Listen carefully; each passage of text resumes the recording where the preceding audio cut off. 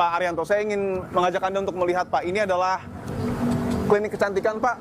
Tertulis jelas Modern Aesthetic Clinic dan pintunya digembok. Saat ini tentu sudah dipasang garis polisi. Tapi pertanyaannya melihat Sutrimo yang ditemukan tewas di klinik kecantikan.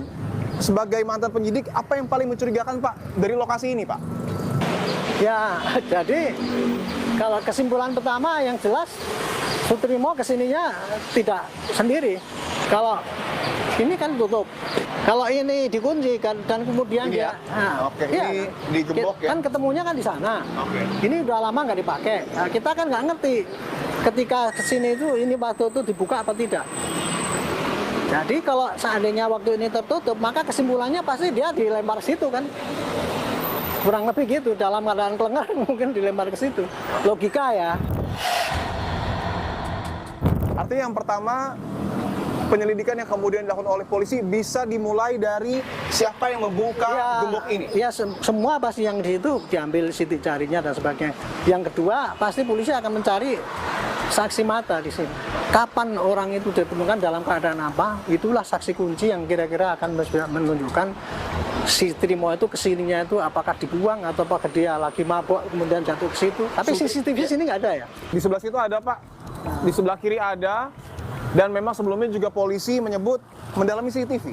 Oh, oke. Syukur kalau CCTV ada, saya yakin pasti kalau rekamannya masih hidup ya. Kita masalahnya ini kadang-kadang udah mati, sudah nggak berfungsi lama. Jadi dugaan saya CCTV pun belum tentu ada rekamannya kalau ini tidak beroperasi.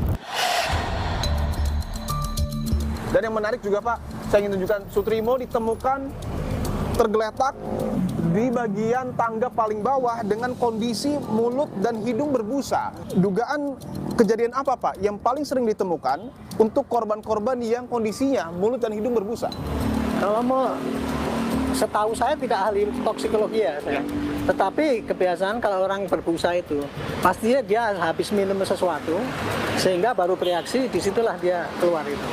Jadi dia, tafsiran saya, ya dia pasti minum obat atau apa gitu sehingga dia keluar busanya itu. Dan kalau kita lihat TKP ini, Pak, berada persis di pinggir jalan dan sebelumnya juga polisi menyebutkan bahwa dalam tanda kutip TKP ini sudah rusak, Pak, karena Sutrimo ditemukan tanggal 23 Juli 2026, namun polisi baru menyelidikinya pada tanggal 26 Juli. Ada kurang lebih 3 hari. Apakah kerusakan TKP ini disebabkan karena memang posisinya berada di pinggir jalan atau ada dugaan keterlibatan pihak lain?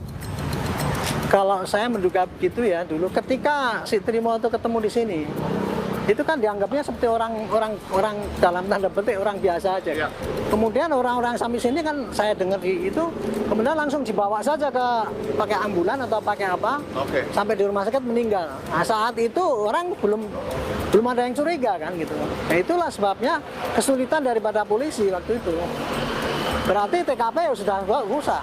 TKP sudah rusak, Pak? Sudah, karena polisi kan melihat ke sini kan. Oke, saya akan tunjukkan ya. 3 hari setelah itu kan. 3 hari setelah itu ya, Pak? Iya. Otomatis dia nggak mendapatkan TKP yang fresh.